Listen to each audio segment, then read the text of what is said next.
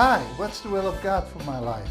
This is probably one of the most asked questions for believers, yet it is so simple that Ephesians 5 verse 17 exhorts us not to be unwise but understand what the will of the Lord is.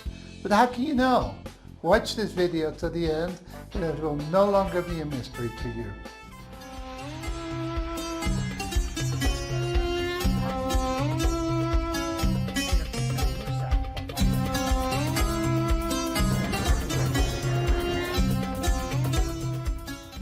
The first thing that we need to realize is that God's will is revealed to us through His Word. For instance, in the book of 1 Thessalonians it says in chapter 4 that God's will is your sanctification, that you abstain from fornication. In this particular example, it's very clear. But believe it or not, someone asked me one time how they can shack up together while being in the will of God. We don't need to even pray about that. We just need to obey it. God told us already.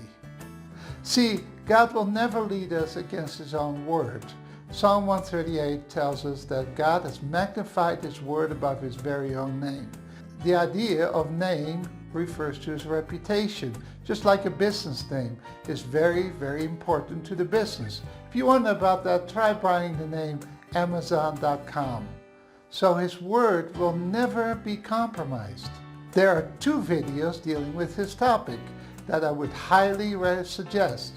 The first one is Hearing God Speak, pictured here, and the second one is Love God with All.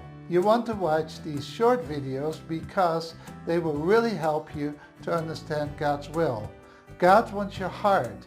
He wants you to love Him with all of your heart, soul, and strength. Watch these two short videos. The question as to what is God's will for your life must of course deal with what is God's desire. Well, God wants all men to be saved and to come to the knowledge of the truth.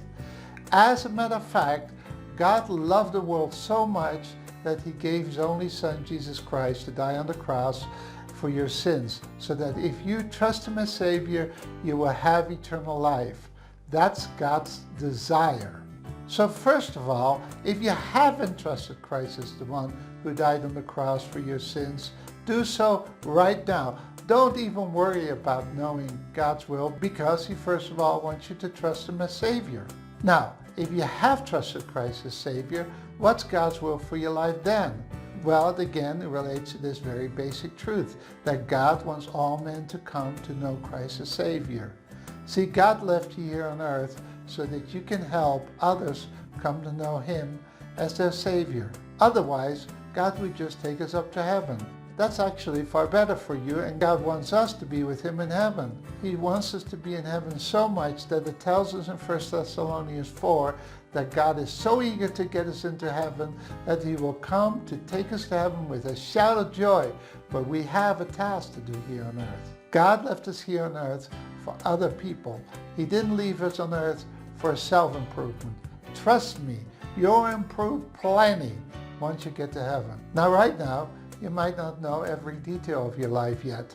I don't know every detail of the rest of my life, but start off with obeying first what you do know. This video just sort of touched on the very basics of God's will, but there's so much more instruction in the Word of God. So get into God's Word, the Bible, read it, and then obey it. Then you will have enough insight to know the next step. But if you don't obey what God clearly spelled out in His Word, then you can never expect to know God's will. It will just be a big, huge mystery to you. If you have any questions, feel free to leave them in the comments. Thank you so much. God bless you.